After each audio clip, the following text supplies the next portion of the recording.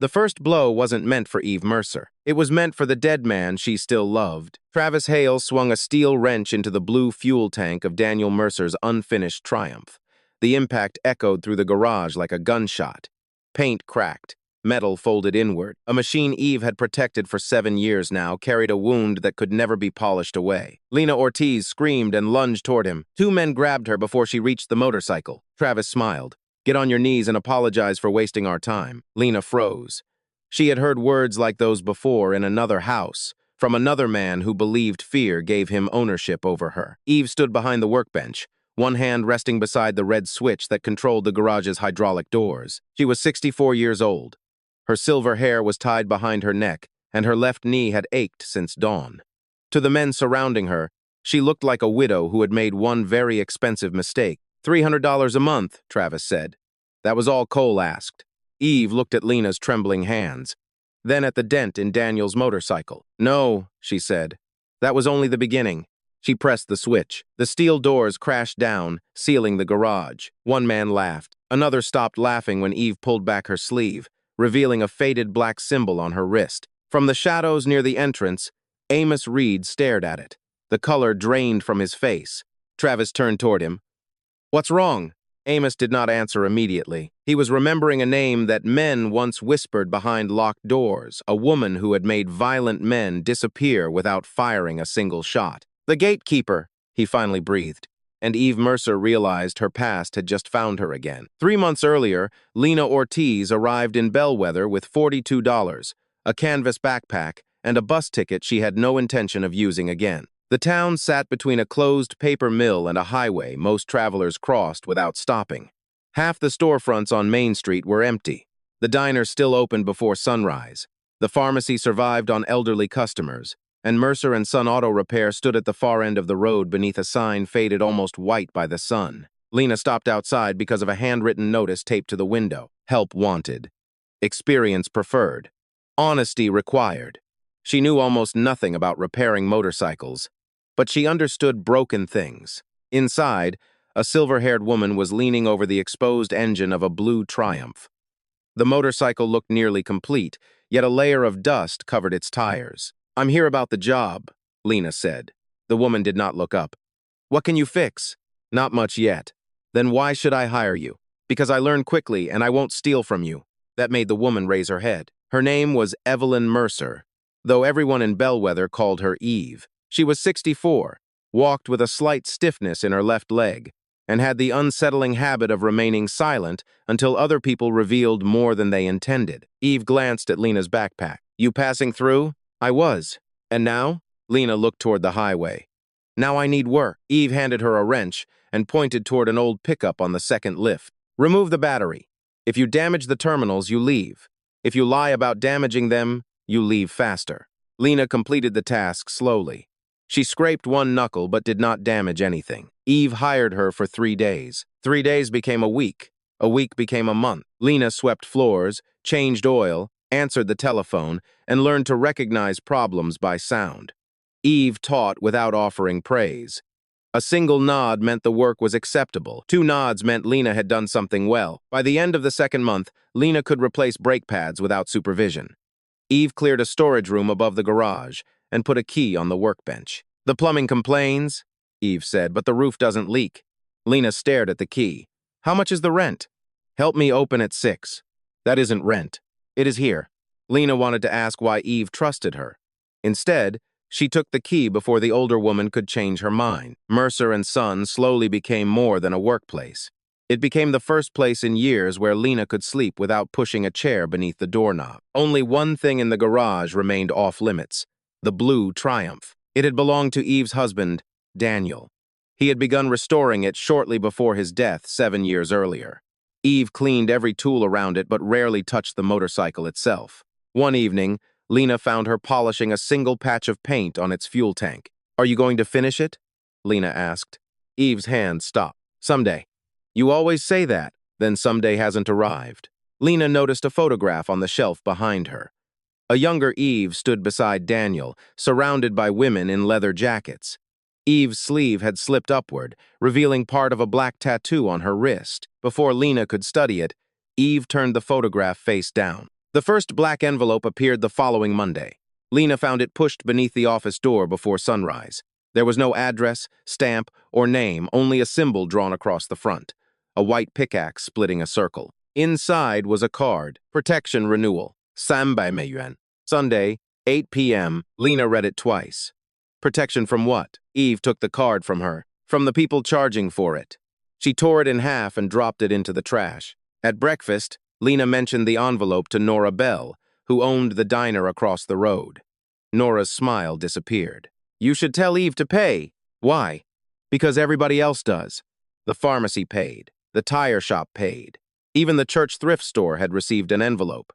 No one knew exactly how many businesses were being targeted because no one wanted to admit they had surrendered. The group called itself Black Quarry. Its president, Cole Varden, rarely collected the money himself. He sent younger men who smiled, spoke politely, and remembered the names of people's children. Windows shattered only when a payment was late. Fires started only when someone refused twice. By noon, Lena understood why Main Street became quiet whenever motorcycles approached. That evening, she retrieved the torn card from the trash and taped it together. Eve watched from the workbench. You're keeping it? It's evidence. It's a threat. It can be both. For the first time, Eve gave her 2 nods. Over the next several days, Lena began writing down everything she heard. Dates, damaged businesses, amounts demanded, and descriptions of the collectors. Eve said little, but she stopped throwing away the envelope. On Saturday morning, another one arrived. This time, the amount had increased to $600. Beneath the demand, someone had written a message by hand. We know the girl lives upstairs. Lena felt the old instinct telling her to pack before nightfall. Eve read the message, folded it once, and placed it inside the office safe. Then she studied the symbol on the envelope more carefully. Her thumb moved across the crooked left edge of the pickaxe. What is it?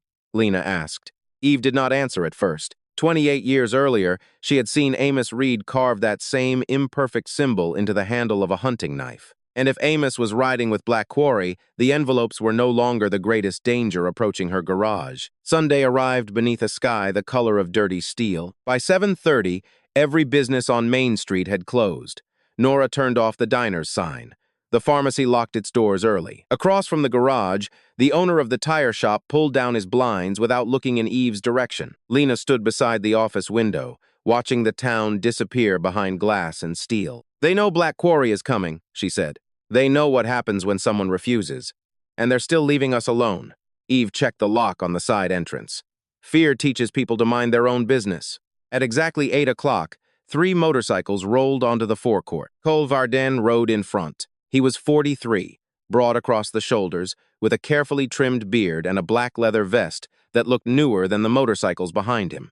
Black Quarry's white pickaxe emblem covered his back. Travis Hale stopped on Cole's right. Amos Reed parked on the left. Amos was older than the others, perhaps close to 60. His gray beard reached the collar of his jacket, and he moved as though one hip had never healed correctly. When he removed his gloves, Eve saw the missing tip of his right index finger. There was no longer any doubt. She knew him. Amos looked through the open garage door and saw Eve standing beneath the lights. For one brief second, recognition passed across his face. Then he looked away. Cole entered as if he already owned the building. I assume you're Evelyn Mercer. Eve is fine. Cole smiled. Then let's keep this friendly, Eve. He placed a black envelope on the workbench and smoothed it flat with his palm. 600 tonight. 300 on the first Sunday of every month after that. Eve continued wiping grease from a socket wrench. What am I buying?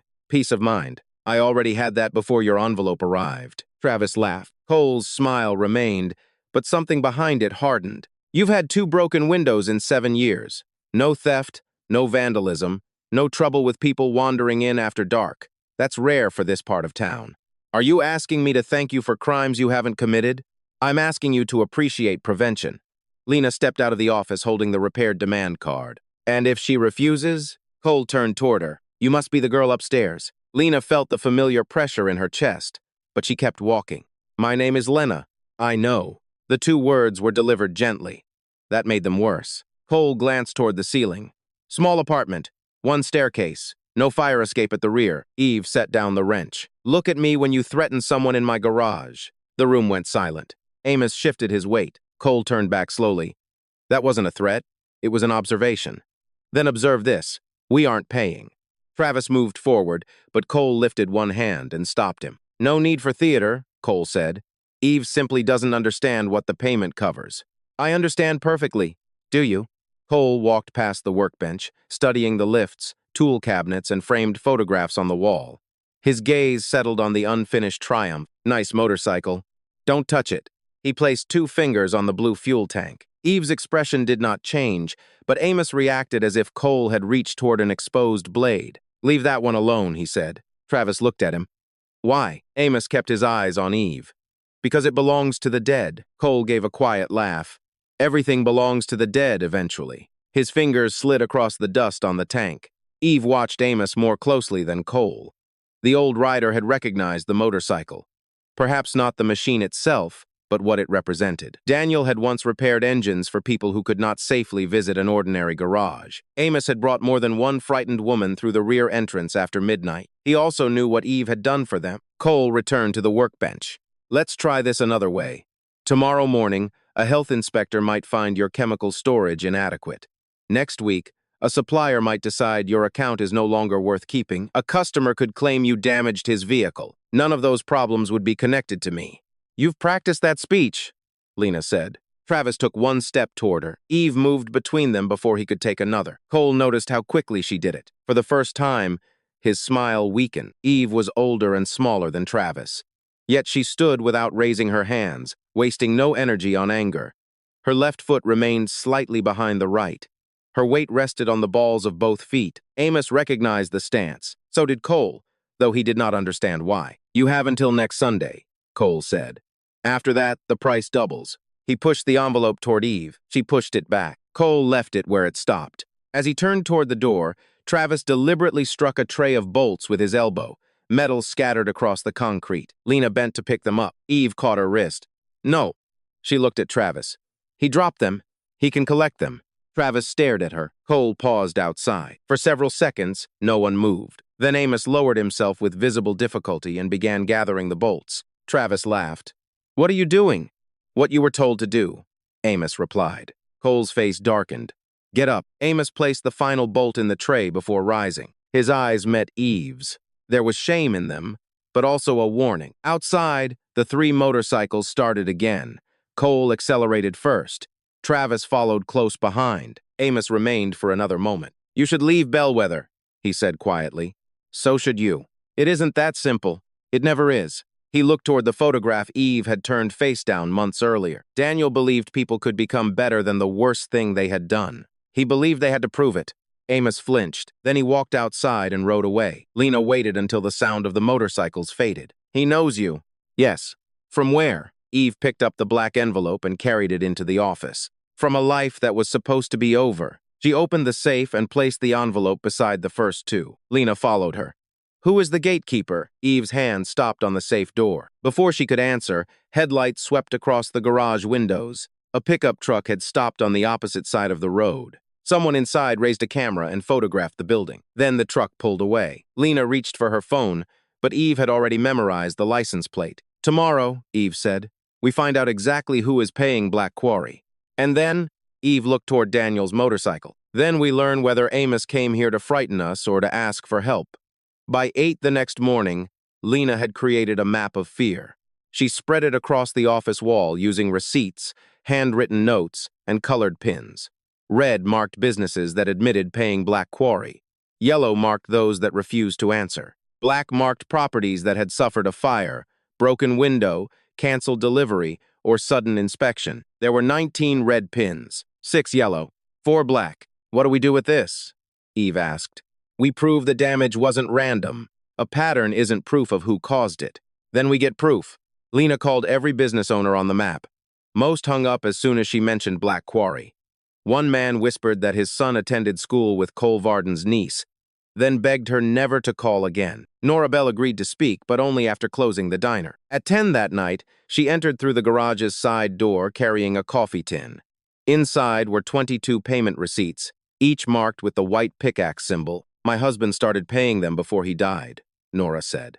I continued because I was afraid they would burn the diner. Who collected the money? Lena asked. Different people. Travis came most often. Did Cole ever threaten you? Not directly. He never says enough to be charged with anything. Eve examined the receipts. The amounts had increased slowly over 4 years. $50 became 100. 100 became 200. Every rise was small enough to feel survivable. That's how he built it, Eve said. He never demanded enough to unite anyone. Nora looked toward the street. If they discover I gave you those, they won't, Lena promised. Eve said nothing. After Nora left, she locked the receipts inside the safe and turned to Lena. You shouldn't promise what you can't guarantee. So we do nothing? We prepare for what happens when doing something fails. The next morning, Eve ordered 4 security cameras, a recording unit, and reinforced locks. Lena expected resistance when she suggested the expense. Instead, Eve handed her the garage credit card. By Wednesday, cameras covered the forecourt, office, workshop, and rear alley. Their footage uploaded automatically to an encrypted account Lena controlled. A second copy went to a small drive hidden behind the wall clock. Eve installed a silent alarm beneath the workbench. She also repaired the old fire suppression system above the service bays. You think they'll set the building on fire? Lena asked. I think people like Travis rely on knowing others are less prepared than they are. Lena spent her evenings scanning receipts and recording testimony. She never showed anyone's face. The business owners sat in shadow while their altered voices described demands, threats, and retaliation. The first 3 interviews were anonymous. The 4th was Lena's. She sat before the camera long after Eve had gone upstairs and told the truth she had avoided since arriving in Bellwether. 3 years earlier, Lena's older sister, Sophia, had called her from a locked bathroom. Sophia's husband was outside, kicking the door and promising that he would kill them both if Lena contacted the police. Lena had believed him. She told Sophia to remain quiet. She promised to call again in the morning. By sunrise, Sophia was in the hospital with a fractured jaw and 2 broken ribs. Lena had never forgiven herself for choosing silence. I thought fear was keeping her alive, she told the camera. But fear was only keeping him in control. When she finished, she discovered Eve standing in the doorway. How long were you there? Lena asked. Long enough. Lena reached to delete the recording. Eve stopped her. You were afraid. I abandoned her.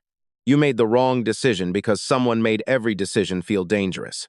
That isn't the same as not loving her. It felt the same to Sophia. Did she survive? Yes. Does she speak to you? Every Sunday. Then let her decide whether you deserve forgiveness. Lena looked at the frozen image on the monitor. Daniel taught you to say things like that? No. Daniel taught me how much damage can happen before someone finally says them. It was the closest Eve had come to explaining her past. On Thursday afternoon, a county inspector arrived without an appointment.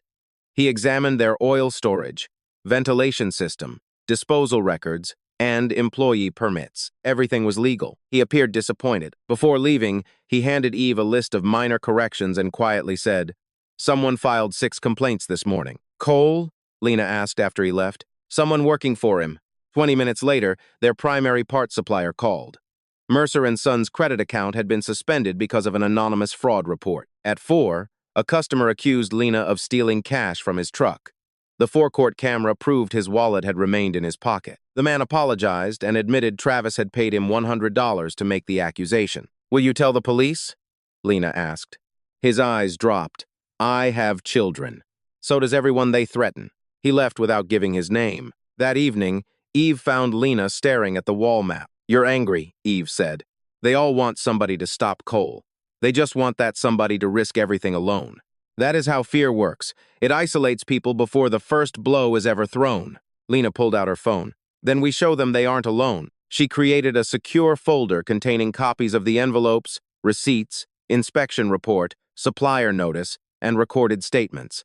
A message would release everything to local news outlets and state investigators if she failed to cancel it every 48 hours. Eve studied the system. You learned quickly.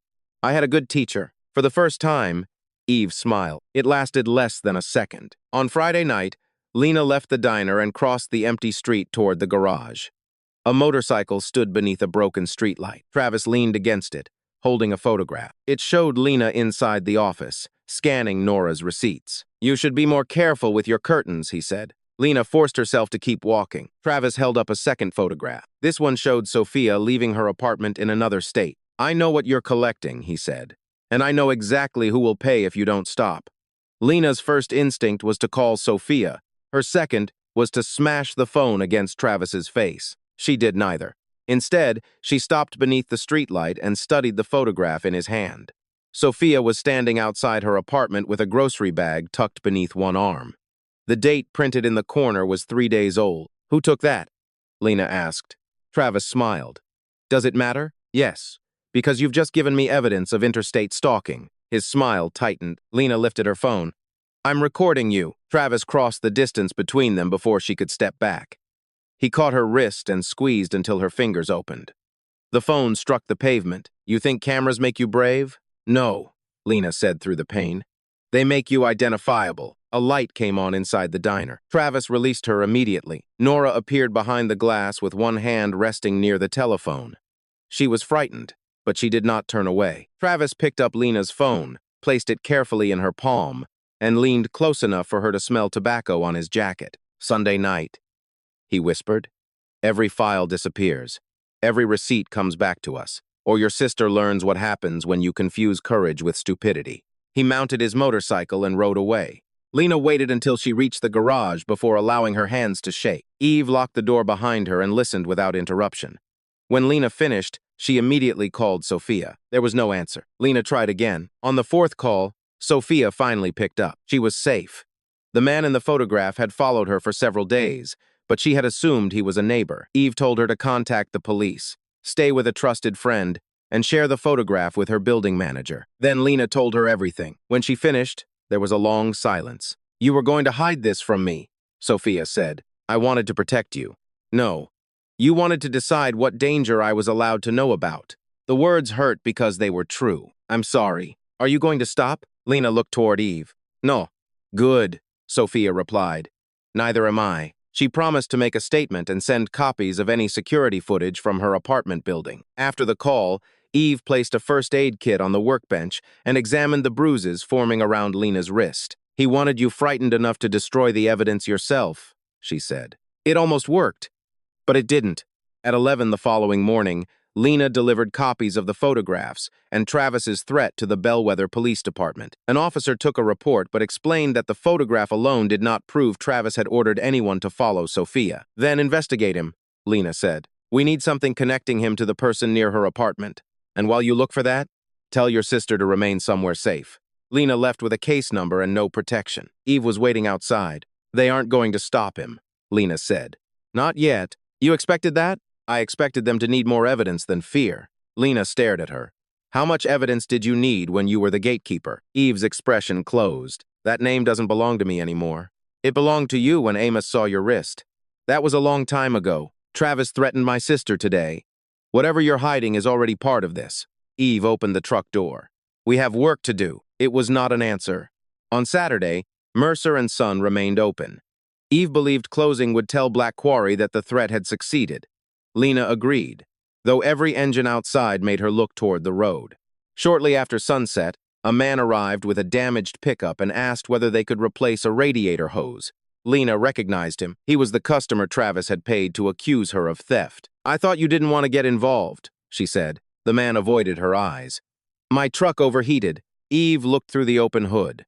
The hose had been cut cleanly with a knife. "This didn't fail," she said.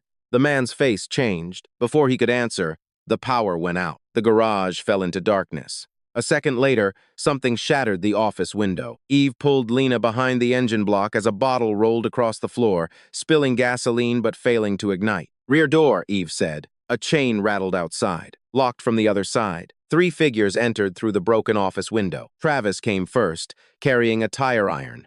2 younger Black Quarry riders followed him with hammers. The customer backed against the wall. Travis pointed at him. "Leave." The man ran through the open service bay without looking back. Travis watched him go, then turned toward Lena. "Where are the receipts?" "Somewhere you'll never find them. You still think this is a game?" He struck the wall map with the tire iron. Pins and papers scattered across the floor. One of his men moved toward the office computer. The other approached the safe. Eve stepped into the aisle between the 2 vehicle lifts. "You came for evidence," she said. "Take the computer and leave." Travis glanced at Daniel's triumph. "No.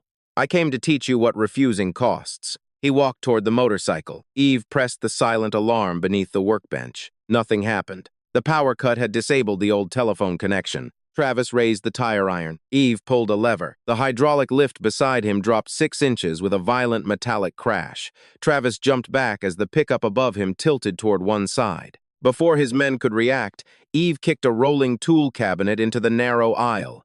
It struck one attacker's knees and knocked him against the wall. "Office!" she shouted. Lena ran. The second man grabbed the back of her jacket. She twisted free but left the fabric in his hand.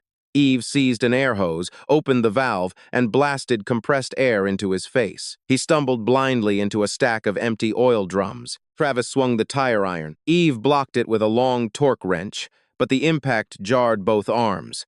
The second swing struck her shoulder. She fell against the workbench. Lena reached the office and activated the backup battery for the cameras. Red lights appeared above the service bays. They were recording again. "Travis!" she shouted. "Look up." He saw the camera. Then he smiled. "Good. Let them watch." He slammed the tire iron into the blue Triumph's fuel tank. The dent folded inward with a sound that silenced everyone in the garage. Eve stared at the damage. For one dangerous moment, grief replaced judgment. Travis saw it and raised the weapon again. Lena grabbed the fire suppression handle and pulled. White chemical foam exploded from the ceiling, blinding the attackers and turning the concrete slick beneath their boots. Eve moved before Travis recovered. She drove the torque wrench into his forearm, forcing him to drop the tire iron, then shoved him backward across the wet floor. He crashed into the workbench. One of the younger men fled through the service bay. The other rushed Eve from behind and struck her across the ribs with his hammer. She fell to one knee. Lena grabbed a wheel chock and swung it into his wrist. The hammer dropped. He turned toward her, but Eve pulled his ankle from beneath him. Travis recovered and charged. Eve tried to rise, but her left knee failed. Lena stepped between them. Travis caught her by the throat and drove her against the office door. Then headlights flooded the garage. Nora stood outside in her diner apron, pressing her car horn continuously. Behind her, 2 customers were filming through their phone. Travis released Lena. "Go!" he shouted. The remaining attackers stumbled outside. Travis backed toward his motorcycle, blood running from his forearm. He looked at Eve kneeling beside Daniel's ruined Triumph. "This ends Sunday." Then he disappeared into the darkness. Police arrived 7 minutes later. The cameras had captured the intrusion, the weapons, and the assault. But Travis was gone, and the 2 motorcycles used by his companions carried stolen license plates. An ambulance worker wrapped Eve's shoulder and recommended X-rays. She refused until Lena threatened to drag her to the hospital herself. As they waited, an officer reviewing the footage paused on a frame showing one attacker staring directly into the camera. "Do you recognize him?" Lena asked. The officer shook his head. Eve did. The young man had entered the garage 26 years earlier with blood on his shirt and a terrified woman hidden beneath a blanket in his truck. Before escaping that night, he had called Eve by the name only members of the old network knew, the gatekeeper, and now Black Quarry knew exactly who she had once been. By sunrise, Travis Hale was in custody. By noon, he was free. The security footage clearly showed him entering Mercer and Son with a tire iron, assaulting Eve, threatening Lena, and damaging Daniel's motorcycle. But Travis claimed he had gone there to recover property Lena had stolen from Black Quarry. His attorney described the violence as a dispute that had escalated after Eve activated dangerous equipment inside the garage. The prosecutor rejected that version. The problem was not whether Travis had committed a crime. The problem was how long they could hold him. The 2 men who accompanied him had disappeared. The customer who witnessed the beginning of the attack refused to answer his phone. Nora had filmed only the retreat. And because Travis lived locally, had no prior felony conviction, and had voluntarily surrendered through an attorney, he was released pending formal charges. Lena read the message twice on her phone. "He attacked us with a weapon, and now he knows exactly what evidence the police have," Eve said. She stood near the hospital window with her left arm in a sling. X-rays had revealed 2 cracked ribs, a severe shoulder bruise, and no fracture to her skull. The doctor ordered rest. Eve asked when she could return to work. "Not today," Lena said. "The garage has a broken window. The garage can wait. Black Quarry won't." Lena closed the hospital room door. "Then tell me what the gatekeeper means." Eve looked away. "No more half answers," Lena continued. "One of those men recognized you. Amos recognized you. Travis nearly killed us because of something connected to your past. I have a right to know what I'm standing inside." For a long time, Eve said nothing. Then she pulled back the sleeve covering her wrist. The tattoo was not a gang symbol. It showed an open gate crossed by a narrow road. 29 years earlier, Eve had worked at a roadside garage with Daniel. At night, the building became a transfer point for women escaping violent husbands, boyfriends, and motorcycle clubs. Some arrived with children. Others carried nothing except the clothes they were wearing. Daniel repaired their vehicles and changed license plates when necessary. Eve arranged safe rooms, transportation, and contacts in other towns. No one used real names, she said. Every person knew only the next person in the route. If one of us was caught, the rest could continue. And you guarded the entrance. I decided who came through. That was why they called her the gatekeeper. Amos Reed had once been part of that network. He transported women out of counties where local police had close relationships with the men hunting them. For years, Eve trusted him with lives. Then Amos's daughter Rachel disappeared. She was 17, Eve said. She had been dating a writer named Victor Crane. Amos thought he could reason with him. He waited 3 days before asking us for help. Did you find her? Daniel did. Rachel was alive, but badly injured. She refused to return home. Daniel drove her across 2 state lines and placed her with a women's shelter under another name. Amos blamed himself. Then he blamed Eve. Finally, he disappeared. Lena looked toward the sling around Eve's arm. What happened to Daniel? Eve's eyes settled on the floor. 7 years earlier, Daniel had received a telephone call from someone claiming that a young woman needed help outside Bellwether. He left alone before Eve could verify the story. His truck was found at the bottom of an embankment before dawn. The police ruled his death an accident. Rain had made the road dangerous, and there were no witnesses. But the brake line had been cut. Black Quarry killed him? Lena asked. I never proved it. Did Cole make the call? I don't know. Amos? Eve's silence answered before her words did. He knew Daniel's number. He knew the old emergency phrase. But knowing is not proving. Lena finally understood why the Triumph had remained unfinished. It was not merely Daniel's last project. It was the last thing Eve possessed from the life they had built together before one telephone call destroyed it. You thought Amos helped lure him out. I thought many things. Grief makes suspicion feel like certainty. And now? Now Amos is riding with a man who profits from the same fear he once helped women escape. They returned to Mercer and Son that afternoon. The broken office window had been covered with plywood. Chemical foam coated the workshop. Tools lay scattered beneath the lifts. In the center of the damage stood Daniel's Triumph, its blue tank crushed inward. Eve rested her hand above the dent without touching it. Lena opened the hidden drive behind the clock. Most of the footage had survived. The cameras had recorded the assault, but the audio during the power failure was incomplete. Worse, the file showing Travis threatening Sophia had been corrupted when her phone struck the pavement. His face appeared clearly. His words did not. They had enough to prosecute one violent attack. They still did not have enough to dismantle Black Quarry. A motorcycle stopped outside. Amos entered alone and removed his vest before crossing the threshold. Eve reached for the torque wrench. I didn't come to fight, he said. You came 7 years too late. Amos looked at the damaged Triumph, and whatever defense he had prepared disappeared. Cole didn't order Daniel's death. How do you know? Because I did. Lena stopped breathing. Amos shook his head quickly.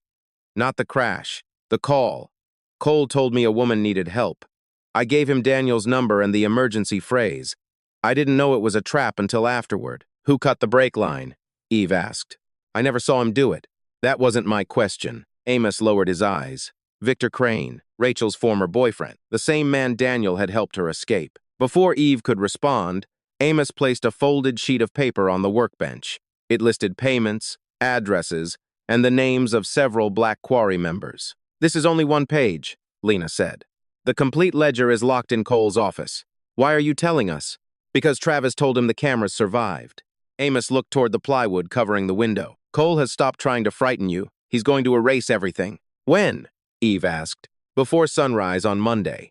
That gives us 1 day. No, Amos said. It gives you until tomorrow night. Across town, Cole stood inside Black Quarry's clubhouse, watching Travis pour gasoline into 4 red containers. Nothing remains, Cole told him. Not the computers, not the receipts, not the garage. Travis tightened the cap on the final container. And the women? Cole looked at the white pickaxe painted on the wall. If they're still inside when the fire starts, that was their decision. Amos did not ask Eve to forgive him.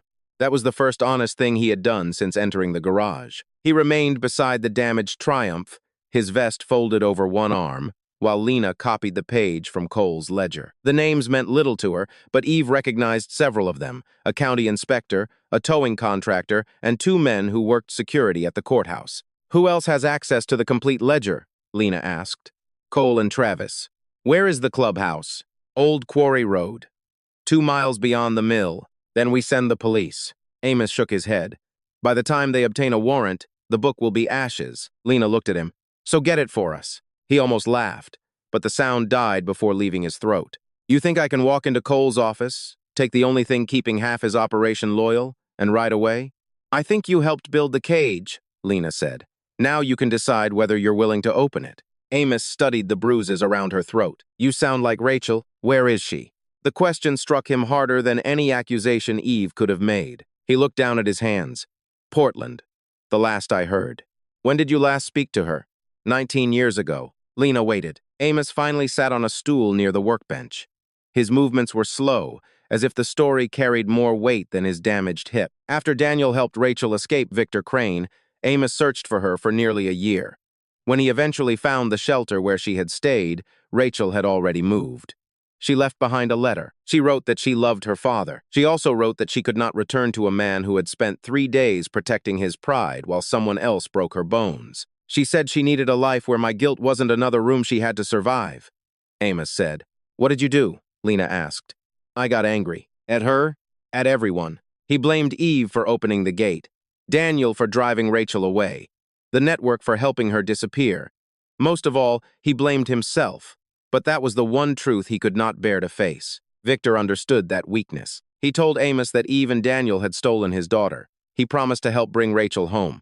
In return, Amos revealed names, routes, emergency phrases, and safe locations. By the time Amos realized Victor did not want Rachel back, he wanted revenge against everyone who had helped her. The old network was already collapsing. Safe houses closed. Volunteers disappeared. Women who needed help were turned away because no one knew whom they could still trust. "You didn't only betray Daniel," Eve said. "You endangered every woman on that road."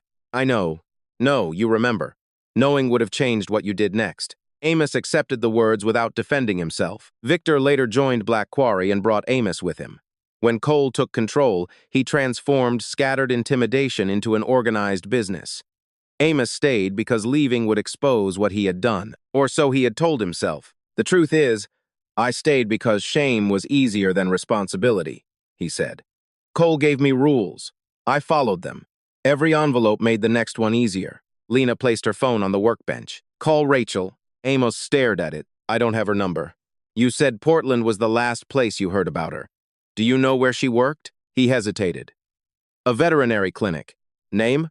"Roseway Animal Care." Lena searched online. The clinic still existed. A staff page listed a Rachel Reed. Amos looked at the screen as though he had been shown a ghost. "She kept my name. That doesn't mean she forgave you," Eve said. "It means she gets to decide whether she answers." Lena found the clinic's public number and pushed the phone toward him. Amos did not touch it. "You threatened businesses for years," Lena said. "You stood beside men who terrorized people in their own homes. But making one telephone call frightens you?" "Yes." "Good. Now you know how everyone else feels." "Amos Dialid," a receptionist answered. He asked for Rachel Reed, then waited with his eyes closed. When a woman finally spoke, Amos could not respond. "Hello?" she repeated. His mouth opened, but no sound emerged. Eve said nothing. Lena did not rescue him. At last, Amos whispered, "Rachel, it's Dad." The line went silent. Then Rachel answered with 3 words. "What do you want?" Amos gripped the phone. "To tell the truth." "Which truth?" "All of it." He told her Daniel had died because Amos revealed the emergency phrase. He told her he had ridden with Black Quarry. He admitted that he had spent years punishing strangers because he was too ashamed to face what he had done to his own daughter. Rachel listened. When he finished, she did not forgive him. "I needed you 19 years ago," she said. "Not tonight." "I know." "No, Dad. You don't get to say that and make this easier. I'm not asking you to." Another silence followed. Then Rachel asked, "Why are you calling now?" Amos looked at Eve and Lena. "Because 2 women are about to die for refusing to be afraid of men like me." Rachel's voice hardened. "Then stop it." The call ended. Amos stared at the dark screen. "She hates me." Eve shook her head. "She told you what responsibility looks like." Amos unfolded his vest and searched inside an inner pocket. He removed a brass key and placed it beside the copied ledger page. Cole keeps the book in a steel cabinet behind his desk. This opens it. Lena picked up the key. When can you get inside? Tomorrow afternoon. Cole is sending most of the riders to collect payments before the attack. How many are coming here? 8, maybe 10. Travis wants more. Eve glanced at the fire suppression pipes above the workshop. The system had discharged most of its chemical agent during the first attack. One hydraulic lift was damaged. The rear door could still be chained from outside. They could not survive a second assault the same way. Why Sunday night? Lena asked. Main Street will be empty. The volunteer fire crew meets 15 miles away. Cole plans to block the road and make the garage look like an electrical fire. Lena immediately began recording. Say that again.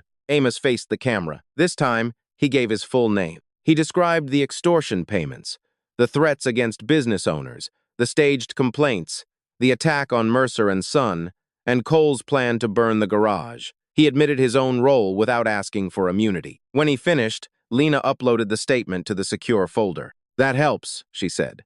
But we still need the ledger. I'll bring it before dark. Eve stepped between Amos and the door. If Cole discovers what you're doing, he'll kill you. I know. You keep saying that? Amos looked at Daniel's triumph. Then let me prove it once. He pulled on his vest and walked toward his motorcycle. Before starting the engine, he turned back. Cole believes you'll run after what happened last night. He never understood Daniel, Eve said. No, but he understands fire. Amos looked toward the apartment above the garage. He has someone watching Lena. If she leaves with the evidence, they'll follow her. If she stays, they'll use her to control you. Lena folded her arms. Then what do you suggest? Make them believe she has the only copy. Eve's expression sharpened. You want us to offer her as bait.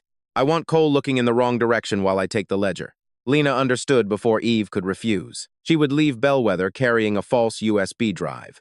Black Quarry would follow her, reducing the number of riders available for the attack. Meanwhile, Amos would enter the clubhouse, take the ledger, and deliver it to the police. No, Eve said. You taught me to prepare for what happens when doing something fails, Lena replied. I did not teach you to hand yourself to them. You taught me that fear isolates people. So I'm not doing this alone.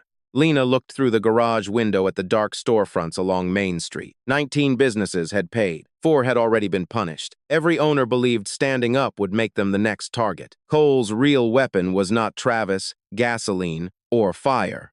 It was the certainty that when one door was attacked, every other door would remain closed. Lena picked up her wall map from the floor and began straightening its torn edges. We don't just need to move the evidence, she said. We need to move the town. Amos started his motorcycle. I'll be at the clubhouse tomorrow at 4. And the attack? Eve asked. Amos looked back at her. Tomorrow night, 10 o'clock. He rode away. Lena watched until his taillight disappeared, then reached for her phone. Who are you calling? Eve asked. Everyone who ever told us they were too afraid to help. And what are you going to say? Lena looked at the 19 red pins on the damaged map. That Cole is counting on them to stay home. By 9 o'clock Sunday morning, Lena had called 25 business owners. Only 3 agreed to help. Nora Bell was first. I'll stand outside the diner, she said. But I'm not carrying a weapon. We don't need weapons. Then what exactly do you need? Lights. Cameras. Witnesses. The owner of the tire shop agreed next, though his voice trembled throughout the call. The third was Reverend Paul Dwyer, whose church thrift store had paid Black Quarry for almost 2 years. Everyone else offered the same excuses. They had children. They were too old. They had already lost too much. They trusted the police to handle it. Lena did not argue.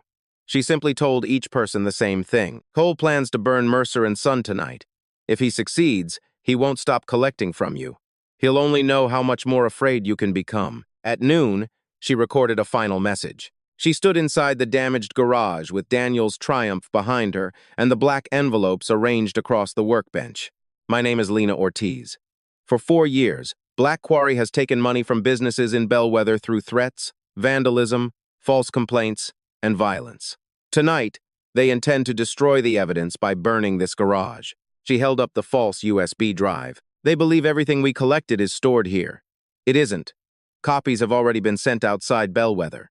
If anything happens to Eve, Mercer, me, or anyone who stands with us, the files will be released automatically. Eve watched from behind the camera. You're telling them the drive is useless, she said after Lena finished. I'm telling the town. Cole won't see this until it's too late. At 2 o'clock, Lena scheduled the video to appear on every local community page at 10:15 minutes after the attack was supposed to begin. Then she placed the false drive inside a transparent evidence pouch and walked deliberately past the garage window. Across the street, a man inside a gray sedan lifted his phone. The bait had been seen. At 3:30, Lena left Bellwether in Eve's pickup. She drove east toward the state highway, keeping the evidence pouch visible on the passenger seat. The gray sedan followed her before she reached the edge of town. 10 minutes later, 2 motorcycles joined it. 3 Black Quarry members were now moving away from the garage. Lena called Eve through the truck's hands-free system. "They're behind me." "Distance?" "About 200 yards. Do not try to lose them." "I know. If they move beside you, turn toward the state police post." "I know, Eve." There was a pause. "Come back," Eve said. Lena tightened her hands around the steering wheel. "You know I can't." That wasn't an order. No, it was fear. Eve looked across the empty garage at Daniel's motorcycle. "Yes." Lena's voice softened. "Then let me decide what I do with it." The call ended. At 4 o'clock, Amos entered the Black Quarry clubhouse through the rear service door. Most of the riders had left to collect payments or prepare for the attack. Cole was upstairs with Travis. 2 men remained near the front entrance, drinking beside a dismantled motorcycle. Amos walked past them without hurrying. "Cole looking for you?" one asked. "He knows where to find me." He continued down the hallway and unlocked Cole's office with the brass key. The ledger stood inside the steel cabinet exactly where he had described it, a thick black book containing 4 years of payments, threats, names, dates, and percentages paid to officials who looked the other way. Amos placed it inside his jacket. Then he noticed a second folder beneath it. On the cover, someone had written Daniel Mercer. Inside were photographs of Daniel's truck, a copy of the old emergency phrase, and a receipt for brake fluid purchased by Victor Crane the evening Daniel died. The final page carried Cole's signature. Payment authorized after completion. Cole had not merely known about Daniel's death. He had paid for it. A floorboard creaked behind Amos. Travis stood in the doorway. "I knew the old woman would get inside your head." Amos closed the cabinet. "She didn't." Travis saw the folder in his hand. "You're making a mistake." "No, I made the mistake 7 years ago." Travis reached inside his jacket. Amos drove the steel cabinet door into him before he could pull the gun free. Travis staggered against the desk. Amos struck his wrist, and the weapon slid beneath a chair. They collided against the wall. Travis was younger and stronger. He drove his shoulder into Amos's ribs and threw him across the desk. The ledger fell from his jacket. Travis picked it up. "You really think one confession makes you a good man?" "No." Amos wiped blood from his mouth. "But it might make me useful." He lunged for the gun. Travis kicked the chair aside and grabbed him by the collar. Before he could strike, a voice came through the office doorway. "Let him go." Cole stood behind them. For 1 second, Amos believed Cole was speaking to Travis. Then Cole raised another pistol and aimed it at Amos. "You should have stayed ashamed," Cole said. "It made you obedient." A motorcycle engine roared outside. Then another. The riders near the entrance shouted. Cole glanced toward the window. Amos used the distraction to drive his head into Travis's face. He seized the ledger and crashed through the side door into the hallway. Cole fired. The bullet tore through Amos's vest but missed his body. He reached the rear exit as 2 motorcycles cut across the yard. One rider blocked the road. The other moved behind him. Amos could not outrun them, so he did the only thing Cole did not expect. He threw the ledger over the chain-link fence. A woman caught it on the other side. Rachel Reed stood beside a parked car, holding her father's confession on her phone and the evidence against Black Quarry in her hands. "I told you I needed the truth," she said. Amos stared at her. "How did you find me?" "You gave the clinic your number when you called." "Lena contacted me this morning." The rear door slammed open. Cole emerged with his pistol raised. Rachel dropped behind the car and called the police.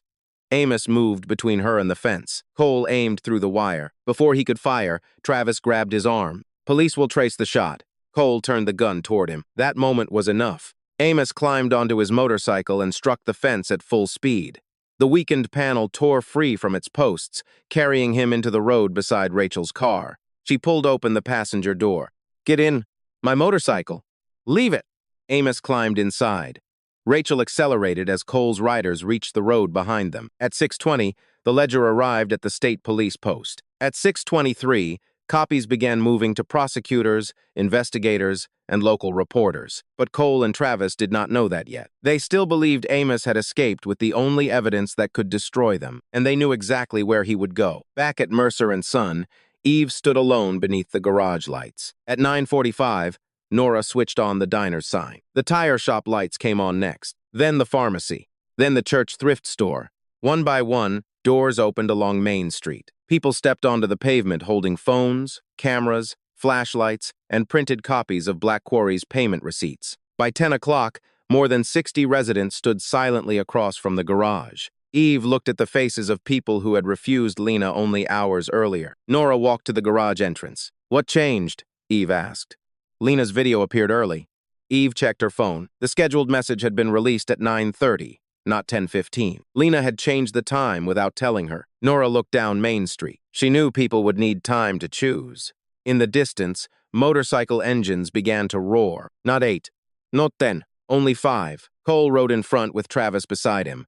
Red gasoline containers were strapped to the motorcycles behind them. They slowed when they saw the crowd. Every phone turned toward them. Every camera began recording. Cole stopped in the center of the road. His plan had depended on darkness, silence, and closed doors. Bellwether had given him none of them. But Travis was no longer interested in the plan. He looked through the open garage and saw Eve standing beside Daniel's Triumph. Then he pulled a wrench from his motorcycle and walked toward her. The crowd moved aside, not because they were abandoning Eve, but because Cole's remaining riders had formed a line behind Travis. Lena's pickup appeared at the far end of Main Street. The gray sedan and 2 motorcycles were still pursuing her. Eve watched the trap closing from both directions. Cole smiled. "You wanted witnesses," he called. "Now they can watch what happens when this town forgets who owns it." Eve reached for the red switch beside the workbench. Travis entered the garage. 2 riders seized Lena as she ran in behind him.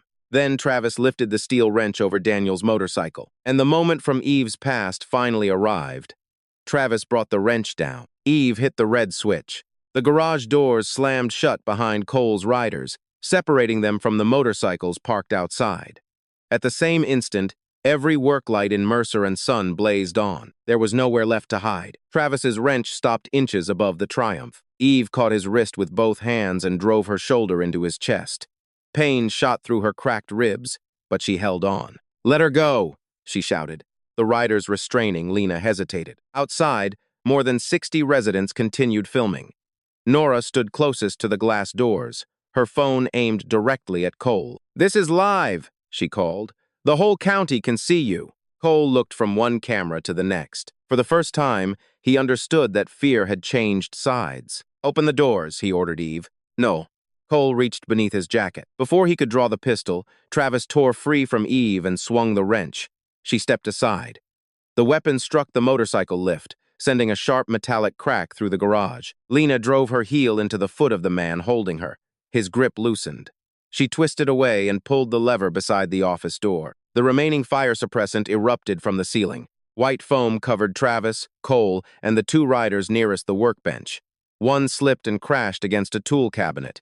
The other released Lena to shield his eyes. Eve seized Travis's wrist again. This time, she did not try to overpower him. She redirected the wrench into the hydraulic controls. The lift rose suddenly beneath his feet, throwing him backward onto the platform. Eve pulled the emergency lock. Steel teeth snapped into place. Travis was trapped above the workshop floor. Cole drew his pistol. The crowd outside scattered behind parked vehicles, but the cameras remained raised. "Open the door," Cole said. Eve stood between him and Lena. "You already killed one Mercer." Cole's face changed. The accusation had landed too close to the truth. "You can't prove that." A voice came from the office speakers. "Yes, we can." Amos's recorded confession filled the garage. Lena had connected her phone to the sound system before leaving town. Then another voice followed. A state investigator read from the documents found in Cole's office. Victor Crane's purchase receipt, photographs of Daniel's truck, and the authorization signed after Daniel's death. Cole looked toward Lena. "You planned this?" "No," she said. "You documented it." Sirens sounded at both ends of Main Street. Cole raised the pistol toward the control panel. Travis stared down from the lift. "Don't," he warned. Cole ignored him. He fired. The bullet struck the wall beside Eve. Everyone dropped except Lena, who remained frozen for half a second too long. Cole turned the gun toward her. Travis moved first. He threw the wrench from the platform. It struck Cole's forearm. The pistol skidded beneath the Triumph. Eve kicked it beyond his reach. Cole looked up at Travis in disbelief. "You chose them?" Travis stared at the frightened people outside, the cameras, and the red containers still strapped to the motorcycles. "No," he said. "I chose not to die for you." The garage doors shook as police forced them open. Cole made one final attempt to reach the pistol, but Eve stepped on his hand and held it against the concrete. "You should have stayed afraid," he hissed. Eve looked at Daniel's damaged motorcycle. "I was afraid every day." She tightened her foot until he stopped moving. "I just stopped obeying it." State police entered with weapons drawn. Cole Varden, Travis Hale, and the remaining Black Quarry riders were arrested before 10:30. The three men who had followed Lena were stopped at the eastern roadblock. Inside their sedan, officers found photographs of Sophia, copies of business addresses, and materials used to stage anonymous complaints. The ledger did what no single witness could have done. It connected 4 years of extortion to vandalism, bribery, fraudulent inspections, and Daniel Mercer's death. Within 48 hours, 3 county employees were suspended. 2 officers were placed under investigation. Victor Crane was arrested in another state. Black Quarry did not collapse because one person defeated it. It collapsed because 60 people finally stopped pretending they were alone. Amos Reed pleaded guilty to extortion, conspiracy, and his role in luring Daniel into the trap. He refused to request a reduced sentence. Rachel attended every hearing. She never told him that everything was forgiven. She simply sat where he could see her. For Amos, that was more mercy than he believed he deserved. Travis accepted a plea agreement and testified against Cole. Some people called it cowardice. Eve did not. "Doing one right thing does not erase the wrong ones," she told Lena, but refusing to change would have added another. Cole received the longest sentence. At trial, he insisted that Bellwether's business owners had paid voluntarily. Nora Bell answered him from the witness stand. "We paid because you taught us to imagine what would happen if we didn't. That is not protection. That is a prison without walls." 6 months later, Mercer and Son reopened fully. The broken windows had been replaced. The cameras remained. The wall map disappeared, but Lena kept one black envelope framed above the office desk. Beneath it, she placed a small sign, "Fear grows in silence." Sophia visited that spring. She stood inside the garage, looked at her sister, and opened her arms. Neither woman apologized first. Neither needed to. Lena eventually became a partner in the business. She managed the accounts, security systems, and a new emergency fund created by Bellwether's shop owners for anyone facing intimidation or domestic violence. They named it Daniel's Row. Eve resisted the idea until Nora reminded her that Daniel had never helped people because he wanted his name remembered. "He helped them because he wanted them to reach the next morning," Nora said. That was why Eve agreed. One Sunday afternoon, Rachel brought Amos's old motorcycle to the garage. She said it had been released from police storage and asked whether Eve could repair it. Eve examined the rusted frame. "Does he expect to ride it again?" "No." "Then why fix it?" Rachel looked toward Daniel's Triumph. "Because broken things should not belong forever to the moment they were broken." Eve understood. She worked on both motorcycles through the summer. On the 7th anniversary of Daniel's death, she installed a restored blue fuel tank on the Triumph. The dent Travis had made was gone, but Eve kept the damaged tank hanging on the wall. Lena asked why. "Because repairing something doesn't mean pretending it was never hurt." At sunset, Eve rolled the Triumph outside. The engine resisted twice. On the 3rd attempt, it came alive. The sound traveled down Main Street, past the diner, the tire shop, the pharmacy, and every doorway that had once remained closed. People stepped outside to watch. Eve mounted the motorcycle but did not ride away.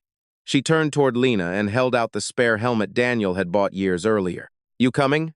Lena smiled. "Where?" Eve looked toward the road beyond Bellwether, through the gate. They rode as the last sunlight stretched across the town. Behind them stood a garage that had nearly burned, a community that had nearly surrendered, and a motorcycle that had waited 7 years to move again. Cole had believed power meant making people afraid of standing alone. He never understood the truth. Courage was not the absence of fear. It was the moment one frightened person opened a door and discovered 60 others opening theirs.